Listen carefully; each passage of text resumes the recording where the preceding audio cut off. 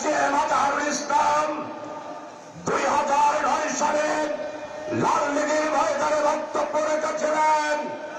সেই বক্তব্য প্রত্যেকটি অক্ষরে অক্ষরেই সত্যে প্রমাণিত হয়েছে।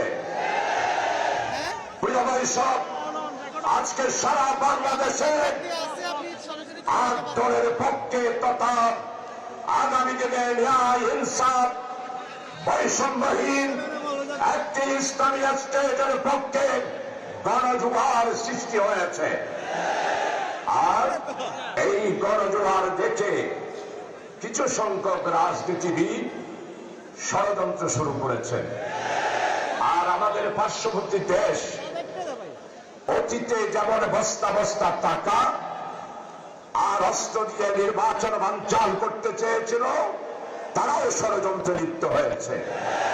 লাল লীগের ময়দান থেকে চত্বরবাসীর আমরা ঘোষণা দিতে চাই, আগামী নির্বাচন কোন আধিপত্যবাদী গণতন্ত্র বিরোধী কোন শক্তি নির্বাচন বানচাল করতে পারবে না।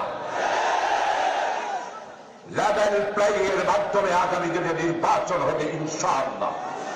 তবে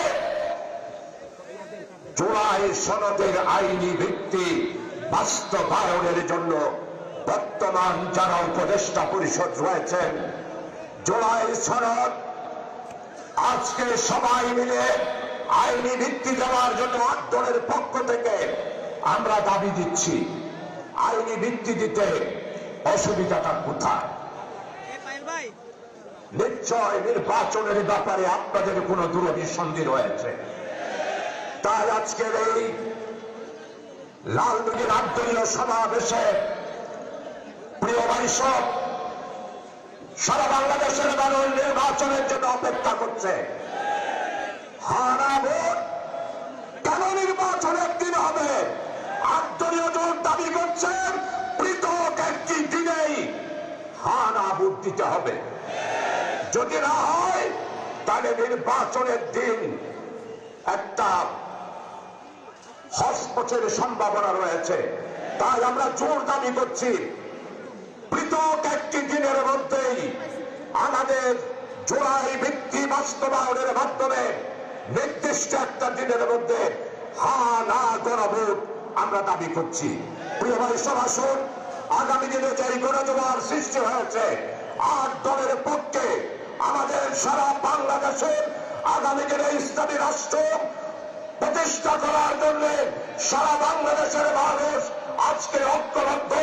কৃষক, শ্রমিক, কামার, কুমার, তাঁতির, জেলে, দিনমজুর সমস্ত মানুষের একই কথা, আগামী দিনে ইসলামী দলগুলোকেই আমরা ক্ষমতায় পাঠাবো। তার এবং একই স্লোগান। তাই আসুন ঐক্যবদ্ধভাবে আগামী নির্বাচনে আমরা অংশগ্রহণ করব, মানুষকে ঐক্যবদ্ধ করব, সবাইকে ঐক্যবদ্ধ থাকার আহ্বান দেখে আমি আমার বক্তব্য এখানে শেষ করছি। আল্লাহ হাফেজ। বাংলাদেশ জিন্দাবাদ। বীর